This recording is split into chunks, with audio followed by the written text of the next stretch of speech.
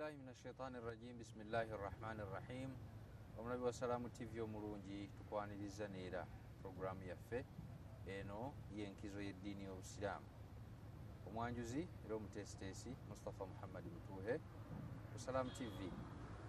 Sibeera nzekka mu studio, mbeeramu ne mukadde waffe Sheikh ow'ekitiibwa Sheikh Qasim Ahmad Kiyingi, omusomesa, omugunjuzi, era saawa ezi aba asonze tubeere nga ate tutangaaza abantu beeyongera okutegeera enkizo y'eddiini yaabwe Obusiraamu.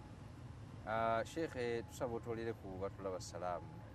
Abalabi ba salaamu yonna gye muli, naddala ab'e Bugerere, Kangulumira, Naam. Nyinze, Bukeeka, Seeta, Nakirubi. Salaamu alaikum wa rahmatullahi wa barakatuh. Wa alaikum salaam wa rahmatullahi wa barakatuhu. Sheikh, Naam. tukyatambula n'enkizo y'Obusiraamu. Esebo. Obusiraamu buyina enkizo. Naam. Tuzze tulaba bintu ebyenjawulo, ne tulaba empisa, obwenkamunkamu bw'Obusiraamu, era ndowooza bwe twali tukyatambula tuli mu kuwoolera eggwanga. Naye mu kuwoolera eggwanga twalabikira ku kinene, omuntu attiddwa. Naye waliwo omuntu ayinza okuba ng'agenderedde kutta oba kulumya, naye era nabo asigala atuusiza ku muntu ki, amunakuwazza oba amutuusizzaako obuvune, amukubye. Ekyo kyo kiri kitya? Nako kuwoolera oba kyo kibeera kitya ekyo? Anti waliwo kye bayita fiilu alfiilu biljani bimithili ma faal. Akuzizzaako omusango n'okolanga kyakoze eki, naye kyakoze. bwe kibeera ala albadan, ku mubiri, eyinza okuba qisas, kuwoolera eggwanga. Kati waliwo okutta, naam, Naam. ate ne wabaawo bimaduna nafsi, tasse naye akutemyeko mukono, ebyo byonna bibeera akukosezza. Naye waliwo ate okukola ekirala kyonna ekirikulumya, naam, ekyo tuyita mujazaat, ahkamul mujazaat, okwesasuza. Akubye luyi, Akubye luyi, akulyaza amaanyiza, akuvumye. Kati ebyo byonna era Obusiraamu bwabinnyonnyola. faman itada alaikum faatadu alaihi fain aqabtum, eyo tujjagira nti omuntu era takuviirako. fain aqabtum faaqibu bimithili ma uqibtum bihi. oli bwakubonereza naawe mubonereze. Ekyo kyennyini kyakoze. kuba Obusiraamu tebukkiriza bulyaza amaanyi. Ate Allah mwenkanya, ayagala buki? Mwenkanya. Kati oli bwakkuba oluyi, Obusiraamu bwakuwa naawe okwesasuza, naye mu mateeka kiraba Kipimo. ate bw'oba tokola taaddi, tosukka kkomo, Awo kuba naawe ate onaaba okoze eki. obeera olyaza amaanyiza. Naye Obusiraamu bwali bugamba okwesasuza, bwaga nti wala in sabartum fahuwa khairu lissabirin. Bwe bwenkamunkamu. Naye oli bwakukola ekibi n'oteesasuza n'ogumiikiriza. n'ogumiikiriza, kyekisinga. Era ye aya endala, faman itada alaikum faatadu alaihi bimithili ma atada alaikum. Oli bwakukolako obulumbaganyi, Anakutuusaako obulabe. naam, oli bwakutuusaako obulabe, naye mutuuseeko obulabe nga bwakutuusizzaako Bwennyini. So siga nti al afu twalabye mu shariya ya Musa yo teri kusonyiwa, olina kwesasuza. Ate mu shariya ya Isa al afu wajib, kusonyiwa kuki? Teeka. Naye Obusiraamu bukukkiriza, naye awamu n'ekyo ne bukukubiriza okole ki? Okusonyiwa kye kikulu. Osonyiwe ate ogumiikirize. Kyova olaba nti nabbi waffe Muhammad Sallallahu alaihi ye wasallam. yasonyiwanga, era n'atukubiriza nnyo okusonyiwa. Waafu amman zalamak, naam, sonyiwa oyo aba akoze eki? Abeera akulyaza amaanyiza. Nabbi bwe yatukubiriza nti kiriki. ate era naye yasonyiwanga.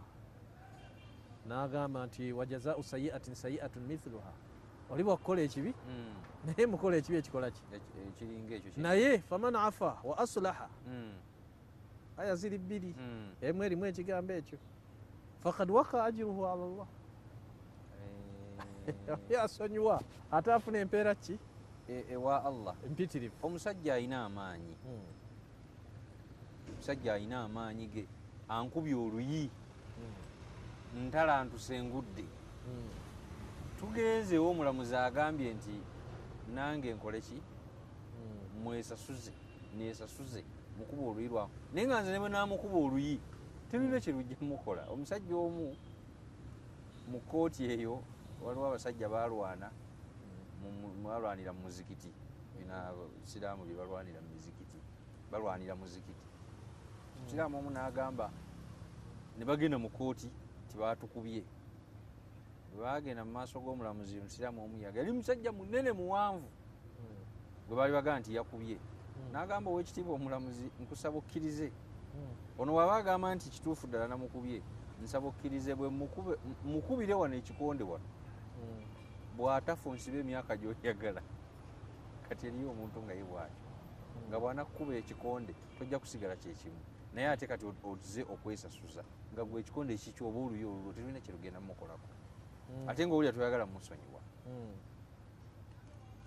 Ngamba nti ffe abasoma sharia tuga nti idha ta'adhara al aslu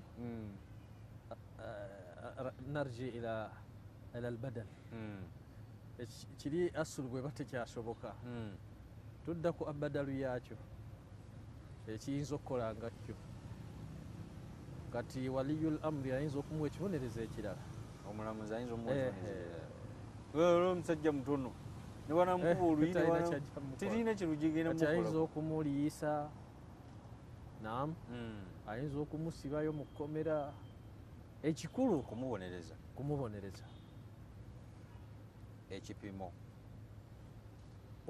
ekijja mu kiri kyeyakoze eki uli amukubye luyi azimba ettama lunaku lumu naye ati bamusibye mu wiiki namba, bayinza okumusiba tekigaana kwongeramu katono, bamusibye wiiki namba zajira llahu wa li akharin, okumubonereza abeere kyakulagirako eriki eri abalala, kisinziira ku mulamuzi kyabeera akoze kisinziira ku mafusada naki ebyo byonna kuba biri mu ijtihadat alqadi. Ijtihadat qadi abana ijtihadi ezize omulamuzi alina byeyesigaliza. Almuhim ekikulu kya byonna nabbi waffe Muhammad sallallahu alaihi wasallam bamukola ebibi bingi ne bannabbi naye yakola ki? Yagumiikiriza. Tekikoma ku bannabbi ne badduat abakola daawa bakuvuma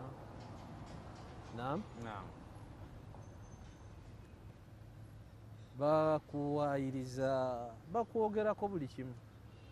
Yabula nti Imam Muhammad bin Abdul Wahhab yagamba nti omuntu akola daawa alina okuba n'ebintu bina: al-ilm, al-amal bihadha al-ilm, ad-da'watu ilayhi, as-sabr ala al-adha fihi.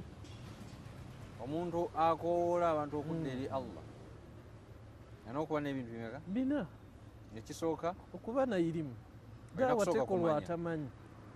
Wano kyekyatta daawa mu Uganda, abatamanyi be bali mu mirimu gya daawa. Naam, abasomesa bagamba abantu mukole kino mukole. Allahu akbar. Tebamanyi okaaba amaziga. Sheikh nga tuwulira basoma bigambo bya Allah, anti abantu bamanyi nti bwe yayiga okusoma Qur'ani ne yassar n'olwafuuse mumanyi. Nasomye ekyokusatu naye ssebo imaamu sheekh mukulu nnyo. Abamu batunuulira nnyambala n'alamula. Ate wano ne tufuna obuzibu obulala nabwo bunene. Naam, entegeera z'abantu abamu bazifuula ku mpalizale ku balala. Gwe bw'otategeera nti okukuza ekirevu tteeka oli jaahili. Bw'otategeera nti omusiraamu alina okutema empale ozanyidde mu ddiini. Ate ne bw'obagaa muddeeyo musome waapi? Ekyo nakyo kizibu kinene. So irimu mpagi ku mpagi za da'wa. omuntu alina okumanya. Naam. Hatta kati nze nyinza okulaba omuntu ng'akoze bida gyenkakasa nti ki bida naye nsooka nentunula ne ŋŋamba nti muawwili oba si muawwili. Bida eyo agisoma gy'akola ayina ta'awili. Muawwili tutegeeza nti ayina entaputa, ayina waasoma, entegeera kanjiyite. talina waasoma naye alina bw'ataputa. Mwasoma byebimu, hadisi agikkiriza naye yagitaputa bulala. Kati oyo takaafuwazibwa. Era tugamba nti faase kumwononefu abo mu butade olla olera semu. Kati byebyo abantu babimanyi, abakola daawa wati babimanyi. Ekyokubiri ekikulu nnyo naam kugikolerako al-amal bihadha al-ilm. Irimu gy'osomesa gikolereko. Naam. Kubanga mugaso ki oguli mu kusoma irimu n'oba nampitirivu naye nga togikolerako. Kati era ekuyamba ki? Nyinza okuba nkolako byensomesa byenkola byesikola sibisomesa. Naam. Byosomesa byenkola anti waliwo ebiri comparisale ebyo byoyina obikola. Nababa biri sunna dda eziri sunna kirungi ate gwe ozikola ennyo kuba oli ki ole kudwa yakulabirako naye nga ate si nti lubeerera olina zikolerako waba ate bw'onaazikolerako ennyo abantu bajja kumanya nti ziri ki ziri waajibu. naye abantu obeera bategeeza. Ekyokusatu ad-da'watu ilayhi. Nsooka kusoma nenkola nemanya obulumi obuli mu kubikola. Ate si bulumi waliwo ebinyuma obuzito n'okunyuma naki. Bwe mba ngenda kugamba abantu nti muzukkeeko ekiro musaale nsooke nze kikole ndyoke ŋŋamba abantu nti okuzukka ekiro okusaala anti mu Qur'an tuyigirizibwa ebintu bingi bikolereko. Ya ayuha alladhina amanu ittaqullaha kunu maa as-sadiqin. Beera waaki wamazima. Inna allaha yamurukum an tuaddu al-amanati ila ahliha. Naam. Tuubu ila allahi taubatan nasu. Ebyo byonna ebiragiro n'ebyeyagaana bikolereko. Ate n'abantu okole ki? Obibakubirize ndyoke nsomesa abantu. Bitambulira wamu oba nsooka kukola? Nsooka kukolera ku byensomye oba al-amalu thumma ad-da'wa. Bikolereko okole da'wa. Bitambulira wamu. Naye bw'onaakola otya da'wa badde manyi nti nsooka byotakolerako. Badde manyi nti nsooka n'ensoma bwe mmala okusoma ne nga nti mbisomye kati kandaye bwe bikoleka. Byotakolerako no kandaye oba nsobola obikola. Bwe mmala obikola ne ndyoka nsomesa abantu. Simanyi bikolereko. Simanyi bulumi bwa kusaddaaka. Sawa obikola omaze okola ddawa ng'omaze bikolerako naye bitambulira ki? Wamu. Kati n'okola sabr n'ogumiikiriza mu da'wa. Kati mu da'wa naam twafuna obuzibu. Edda ebingi ebyali mu busiraamu baabiyitanga khawariji. Naam. Era byakutula mu buki? Mu busiraamu. Babiyita mu'tazila, bajahamiya, rafida. Naam. Kati ate ab'oluvannyuma ne bizaalayo ate ebirala ebibifaanana omulembe guno. Ebyo byennyini ebibinja sijja gamba nti ebyo wabula wajjawo kaŋŋambe bwe nti ebibinja ebifaananako nabiri.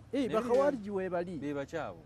Bakhawariji mathala abakafuwaza abasiraamu bidhunuub alladhina yarawuna alkhuruja an al-a'imma bilquwa. Tetubeera wansi w'abakulembeze. Bwe mukulembeze bw'akola ensobi bamuvaako yakhrujuna anhu. Balina aqaidi nyingi bwebali ne mu Uganda bangi. Naam. Kati naam ebyo ebiina bye byaliwo edda. Kati ku mulembe guno ne wajjawo salafiya ikhwan ikhwanul muslimin jamaatu dawa tabligh. Lwaki ebintu ebyo byetaaga okwetegereza? kuba olyaga sheekhe yage nti abasalafu bonna biina biki, naye salafu ebeera tariiqa kubo so si hizibu.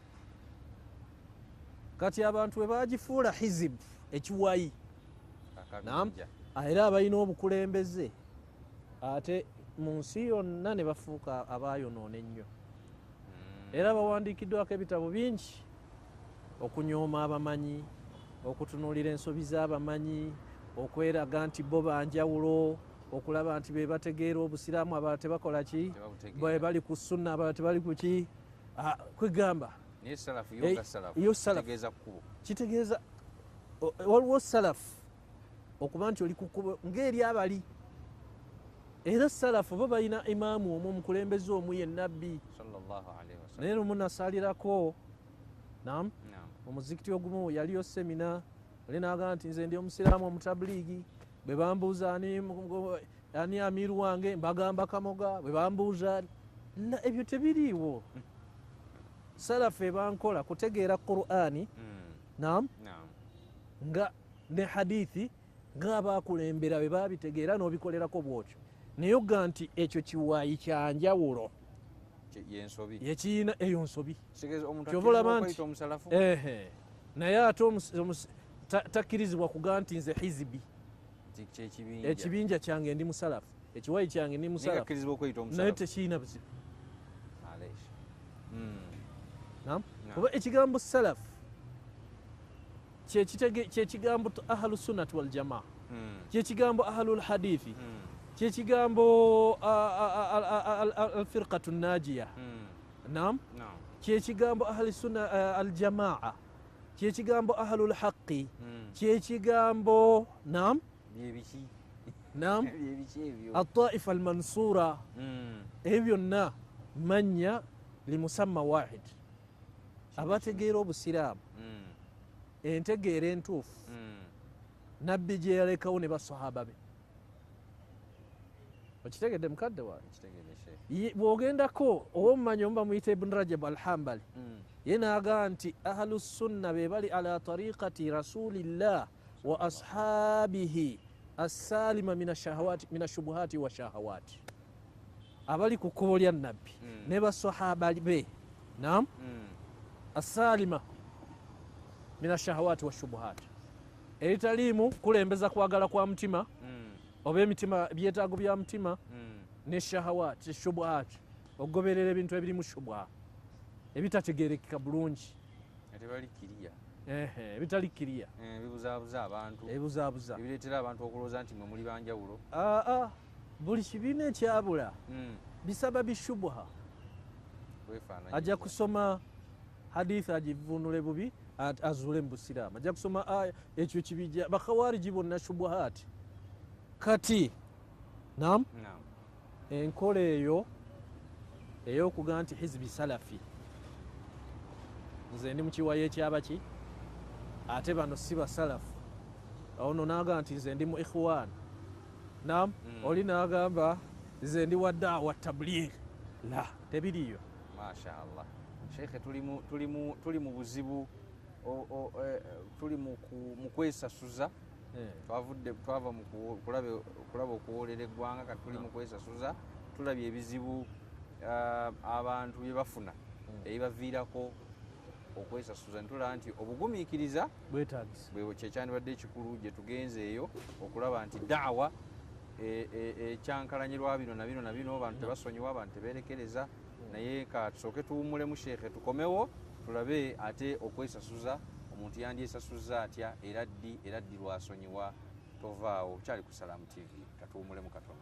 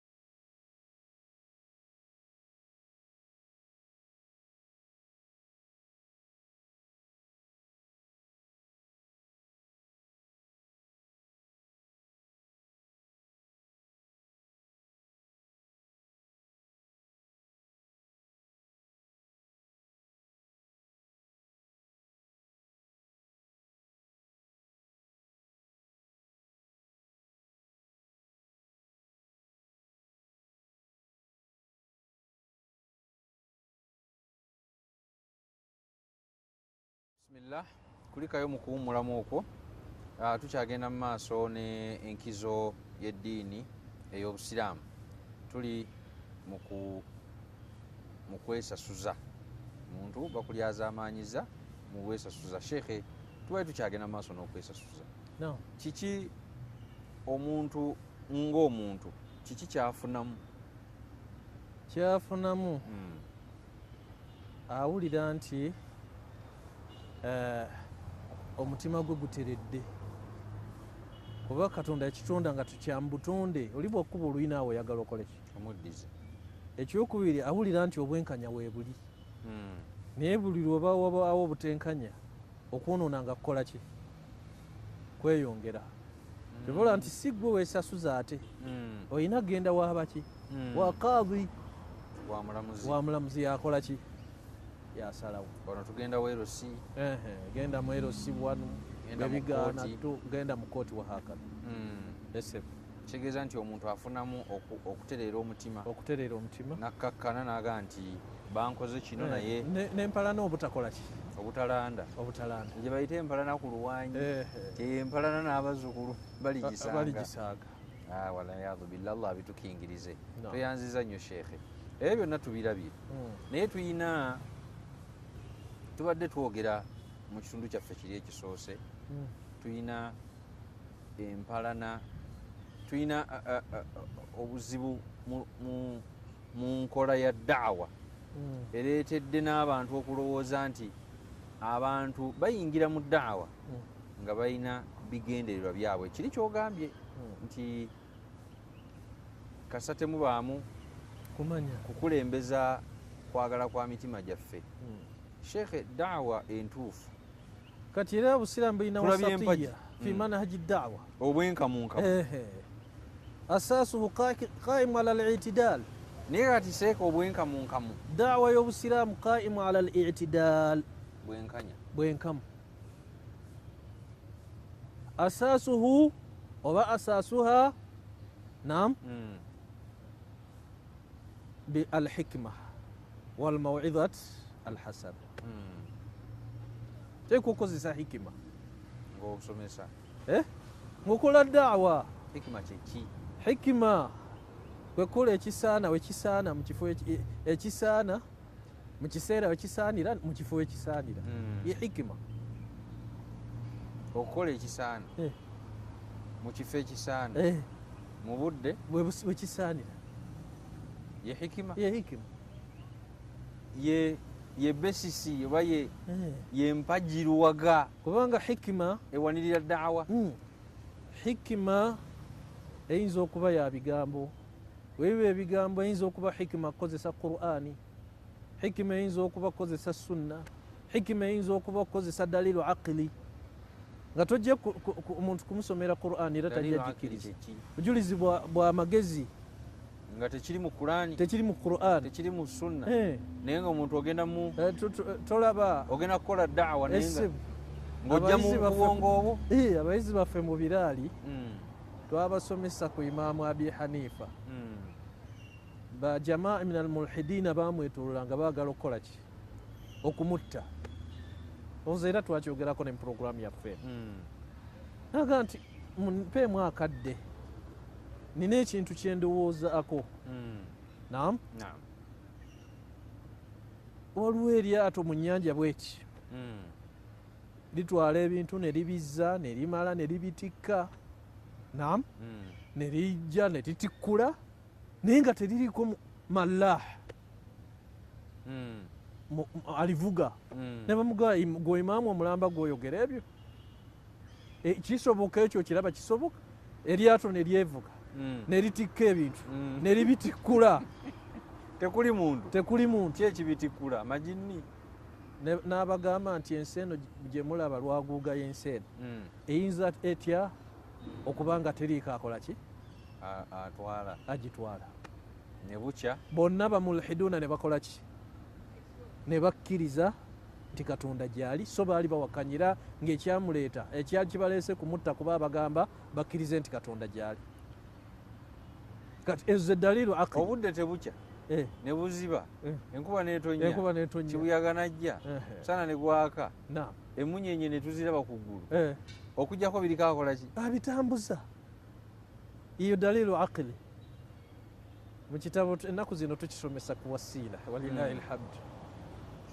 ekiraga nti katonda gyali neera nga omu ku basajja yali awakanya Allah nti gyali naam yagamba abaana ayagala okubayigiriza nti katonda taliiyo n'abaga olubaawo luliwa ne bamugamba nti olubaawo lulwo mu maaso go n'abaga nti kituufu kati olubaawo weeruli n'abaga mundage omusomesa alwa tukulaba wooli entebe eruwa kiri luddawa nti tukiraba weekiri n'ababuuza aina Allah ne bamugamba tetumulaba n'agamba nti idhan Allahu gairu mawjud katonda taliiwo yamanyi buli ekitalabwako tekikola ki tekiriiwo naye akayiza akakujjukujju ne kaga nti aina aqlu l ustaz kabuuza abayizi bannaku amagezi g'omusomesa galuwa nabayizi tetugalaba ne kabaga idhan aqlu l ustaz gairu mawjud musomesa talina magezi talina bwongo kati edalilu aqili eyo hikima okozesa kati oyita wa kitabo naam owekitabo yani muyudaayo oba mukristaayo qur'ani tagikkiriza kuba waliwo bala kyenakugenda nti tuyina obuzibu ababugumako akatono daawa tulina gikola na qur'ani naki na sunna qur'ani ne sunna ye hikima ebyotugamba tebiriiyo naam naye ne bagaana oli tabikkiriza kuba sibitabikkirizaamu ne bwona obisoma gye biva takkiriza nti gyewali takakasa nti gyebiri tajja bikkiriza kale ate gw'obimugamba kyokka bw'omusomera bayibuli ajja kukola ki ajja bitegeera kyova olaba nti yali mubi nnyo eyagaa nti okukola daawa nga tukozesa enjiri kikyamu ate nze nga nti kyeyakola yakola ekintu kya bulabe eri obusiraamu ne aljahalu udhur obutamanya ebeera ki kiri sheekh emabega eri wagaa nti obutamanya muntu waba tamanyi tayogera naye ono tujja musonyiwa olwa jahala ayogerera mu bantu enjiri kyenkugambye nti hizibu eno nzibu abantu okwewa bategeerera muki mu bibinja bw'otaba sheekhe wa mbasalafu ne bw'oyogera ekigambo nga kirungi kyenkana kitya tebalikiwulira ate nga si wano Uganda wokka kyova olaba nti tahazzubu mbi enjiri yabanga ennakivubo naam abantu ne bava ebugerere abantu ne bava ebusoga abantu ne bava embaale mugenda okugimaliriza nga abantu 8 bakoze eki oli yakitta omulundi gumu bidaa fi lislam nabbi teyayisa la odo ila sabili rabbika bilhikima kitegeeza ekintu kiteeka mu ssawo wekijja hikima nabbi yagivuunula atya olera sebo yekireka kiri open naam bwongo buli kintu okukiteeka mu ssa lyakyo okukola ekintu ekituufu mu budde obutuufu oba okussa ekintu mu ssa lyakyo eyo hikima nabbi yakituufu yeyatuyigiriza ate nga ne nabbi enjiri yagisoma qul faatu bitawurati fatluha mulete tawurati mukole ki mugisome nabbi salama yakikola in kuntum fi shakki mimma anzalna ala abdina naam in kunta fi shakki mimma unzila ilayka naam fas'alu alladhina utul kitaba min qablik kati babuuza abaweebwa ekitabu amakulu ekiri mu kitabu ate katonda n'atugamba naam alladhina yattabi'una ar-rasula an-nabiyya alladhi yajiduna maktuban 'indahum fi tawrati wal injil eyawandikibwa mu tawrati naki abakutumya osome tawrati bakuganya ogisoma ebintu bingi yaahi kitegeeza nti olaba nti tuyina obuzibu abantu boogerera ekintu bw'aba musuufi mu basuufi n'ayogerera ekintu ekikyamu basuufi naam ne bavaawo nga kyebakakasa bajuhaal oli bwaba musalafu nayogerera mu basalafu ne bavaawo nga kyebamanyi ate sheekhe gundi ayogedde bulijjo tuli ku bubuze daawa y'enjiri teriiyo naye tusabe nnyo abaana baffe basome kuba abaana baffe banaasoma nam oba oli awo bwe banadda mu bazadde baabwe bajja kukola ki kubalungamya kubanga oli ayinza okugaana ekyakasimu kuba amuyinako akaki akakukuuzi naye ate ekyomwana owe gwazadde mashaallah abaana banaasoma tulabye eddaawa asasuhu lhikma walmawidhatu yempagiruwaga gwe musingi ate imaduhu empagi okuyimiridde eddaawa nam arrifqu walliin bukwata mpola kukwata mpola abantu tubakaka ate ziri ennya abantu tubakambuwalira ziri ennya eza zewayogedde nti okumanya okukolera ku kumanya ezo za ddaai omuntu ng'omuntu ekikolwa byakola ateekwa okuba nti kyalina okukola alina okubeera alhikma walmawidhati lhasan okuteeka ebigambo mpozi omulabi ategeere nti kyebayita hikima kwe kuteeka ekigambo okwogera ekigambo oba okuteeka ekigambo awatuufu mu budde obutuufu muki nga nekyoyogera kituufu oba mussa lyakyo nti baani b'obuulira era obabuulidde ki era mu budde ki tuli mu kuziika ekibasaana sheekhe tuli mu kuziika bantu banakuwavu siraamu azze atandise okukalakata abatasaala awo saawa kiyinza okuba nga kisaana naye ate waliwo kiringa abaana ba primary n'ogenda obasomesa balaaga tieno kinaya eno majaazu mursalu simanyi ani makaniya tasriiya ojja tekisaanawo kyosomesa kituufu naye wekitali tekikola tekisaanawo n'obudde si buki almuhimu kikulu kya byonna tulina obuzibu bunene olw'entegeera enkyamu ate nga eyandibadde abuulira ekintu ekituufu ate atya okwogera eyandibadde abuulira abantu ekintu ekituufu ekyokukola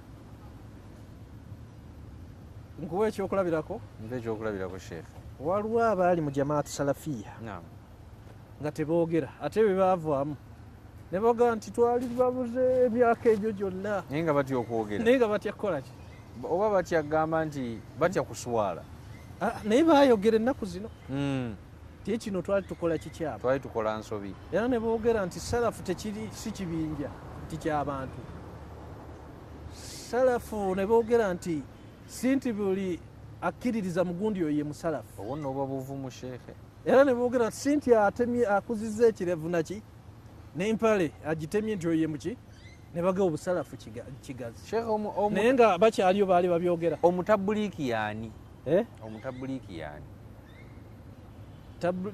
jamaatu dawa tabligh abantu bamanyi bantu bangi nnyo bamanyi nange nga nkula bwe nali mmanyi nti omutabuliiki ye musajja ayambadde empale ng'eri waggulu w'obukongovule oba ng'eri mu ntumbwe ng'akuzizza n'ekirevu nga mmanyi nti oyo ye mutabuliiki omutabuliiki yaani masha allah omutabuliiki yaani era kyeki onzikirize malirize kali katono obusiraamu nga tukola daawa bwatulagira almujadala billati hiya ahsan mujadala okuwanyisa ki kuwanyisiganya ebigambo naye nabaani baalu kitaabu ab'ekitabo abatakkiriza mu gwe kyokkiririzaamu oba mubtadiu oba fasiku mujadala naye billati hiya dialogue mulinga abanyumyamu billati hiya ahsan mu ngeri ennungi nabigambo ebisinga okuba ebirungi owulira ssebo kati bwe mumala okukola mujadala katugamba wano tulina abakristaayo mu ngeri ennungi tomukakkanya tomuvuma nam gwe totegeera gwe oliba otilla kyovola nti badduaati ab'enjiri tubaga nti bali bo bajja kuvuma kuba baagala babanyiize boogerere nabbi muhammad byebamanyi nti bibanyiiza bibi tebiriiyo baagala okole ki onyiige naye gwe ate tovuma ddiini yaabwe tovuma isa tovuma kitabo kyabwe nam ono alaba ajja kwaga nti ono musajja mutegeevu era ono mutuufu kuba asaasu ya kati abalokole ala sabili mithaal kuvuma busiraamu kubukkakkanya kuvuma nabbi wa busiraamu hakada naye ffe bwatuga wajadilu billati hiya ahsan tovuma kati bwe muba mukkiriziganyiza n'atakutuusaako kibi oba mukozi dialogue mu ngeri eki ennungi tewali kukola ki buli omu awuliriza munne oli n'asigaza ekikera ng'esigaza ki tatutuusizaako bulabi tatulwanyisizza la ikiraha fi ddiin tewali kaka teri akakibu onnyonnyodde ebigambo bituuse tokaka muntu tomukaka kyate bw'otasiramuka lutalo ate tujja kukola allah n'omukyawa ne baba muliranwawo tomubuuza si bwe kyandiro almuhim si bwe kiri obusiraamu tebugaana kubayisa bulungi la yanhakum llah ani alladhina lam yuqatilukum walam yukhrijukum atakutuusizaako bulabi kolagana naye ku mbeera ey'oku nsi naye ate waliwo ne ahkaamu endala ahkaamu lwala walbara ezo mpanvu olina waliwo osomye sheekhe nti tuli mu daawa nti tuli ku bwenkamunkamu bw'obusiraamu mu kukoowoola abantu okujja eri allah oyogedde ku boononefu noyogera ku bavudde mu busiraamu noyogera ne kuba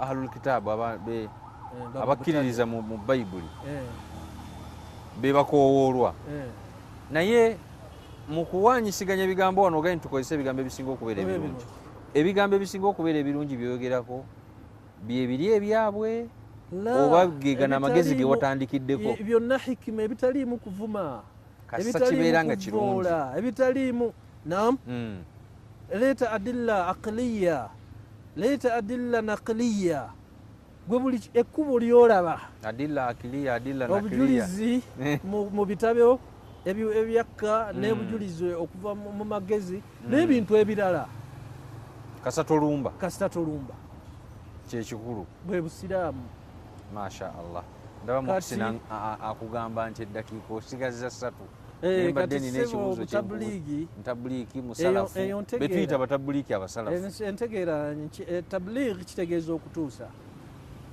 ya ayuha rasul balligh kati buli musiraamu buballigh buli musiraamu yenna waali seeka sookoleke buli musiraamu waali mutabuliiki aba muballigh kutuusa alladhina yuballighuna risalati rabbihim abatuusa ku bantu shekhe ne muhsini mutabuliiki muhsin wa ghairu muhsin bonna batabuliiki kasitabanga ayina ekigambo kyatuusa ku bantu buvunaanyizibwa bwa buli salafu tekiri min shuruti salaf kitegeeza okukolera Qur'an okubitegeera nga abaki naye tekitegeeza nti oba maasumu nti togwa mu mazambi era nga bwe kitategeeza nti omumanyi tagwa mu zambi naye ate abamanyi ebintu awagazi nnyo kuba waliwo masaili mukhtalafu fiiha newabaawo amasala abamanyi bagawukanamu nam waliwo ekintu delalatuha khafiya obujulizi nga bwa munda newabaawo owulira sebo owulira mukama wange ebigambo biki bingi newabaawo ekintu ekimanyiddwa nti oyo bwakikola kyabwononefu kati omutabuliiki omusalafu kati omusalafu ngoye zino zetulaba n'omumanyi tekitegeeza nti aba maasumu kyokka jamaa salafiya oba hizbu salafi musi yonna siga mu Uganda bo batunuulira nsobi kati bali Uganda wokka mu nsi yonna bano betulaba wano bawe ate enkola ekwatagana era ojja kusoma ekitabo bakiyita arraddu ala adiyai asalafiya nabo bawa ekitabo ekirala bakiyita kashfu lhaqaiqu lkhafiya ala muddai salafiya byonna byawandikibwa mu saudi makka ate nga babiwandiika basalafu naye nga bagamba obusalafu eba kubo so si nti kiba kibinja tulina gundi ye mukulembeze waffe ono ye amiru wegundi ono ki era ffe tulina enkola eyaffe tulina emizikiti egyaffe ekyo tukirwanyisizza ebbanga ddene era twakyogerako nga tukyasomesa ku rediyo ki paalo oli natugamba abantu tebaba na bukulembeze la mbuulira nam abasalafu babaddewo okuva mundu ahdi rasuli sallallahu alaihi naye mbuulira nti balina gurupu bweti era nga balina abakulembeze ekyo tekiriyo kizze ku mirembe gino egyaki nemubamba ikhwanu zimanyi basalafiyuna jamaatu dawa tabligh naye nga abayatiikina dawa ne tabligh bebana abatambula mu mizikiti kati ne baawula mu busiraamu okimanyi nti kati abaddawa ne jamaatu tabligh bemuyita abazikiri nabo batandise okuzimba emizikiti egyabwe abazeeyi wano e Uganda oba bali ku nkola enzeeyi nabo bagaffe tuli ba ahli sunnati wal jamaa bali basalafu balabanga salafu kirala ne ahli sunnati n'abavubuka Sheikh endayika kyenabuuziza kinene n'abavubuka ne bagamba tiffe tuli basalafu naye nga bwoba otunudde bonna baki bonna basiraamu bonna bakkiririza mu Qur'ani naki kwegamba nti entaputa yetuleetedde obuzibu ate kyentegeddemu nti teri musiraamu akkirizibwa kuvuma kugamba nti omutabuliki wuyo kuba naye muki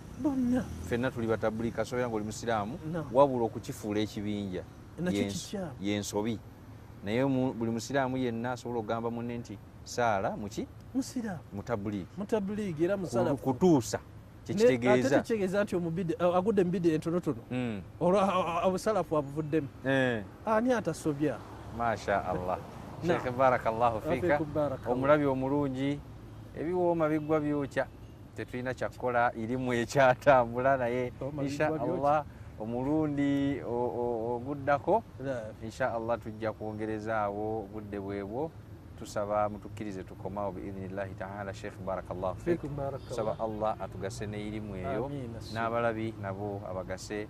Tubadde ne Sheikh Kasim Kingi mu studio nange Mustafa Muhammadi mutuhe sigala ku Salam TV. Assalamu alaikum wa rahmatullahi